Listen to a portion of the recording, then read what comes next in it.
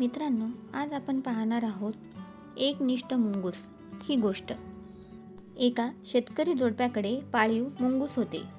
एके दिवशी शेतकरी आणि त्याच्या पत्नीला कामासाठी तातडीने घराबाहेर जावे लागले आणि म्हणून त्यांनी मुंगूस आपल्या बाळाजवळ सोडले आणि त्याच्याकडून आश्वासन घेतले की तो बाळाचे चांगले रक्षण करेल.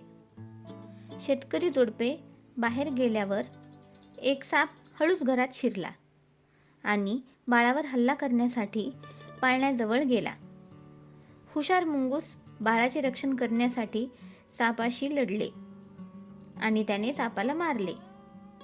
शेतकऱ्याची पत्नी घरी परतल्यावर मुंगुसाच्या तोंडावर व दातांवर रक्ताचे डाग पाहून तिला धक्काच बसला.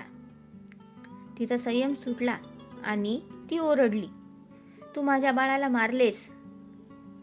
तिच्या रागामुळे तिने स्वतःवरील सर्व नियंत्रण गमावले आणि एकनिष्ठ मुंगुसाला तिने मारले. जेव्हा ती घरात गेली तेव्हा तिला जिवंत बाळ आणि त्याच्या शेजारी मेलेला साप दिसला. तिला घडलेल्या प्रकाराची जाणीव झाली आणि तिला तिच्या कृत्याचा पश्चाताप झाला. तात्पर्य: कृती करण्यापूर्वी विचार करावा.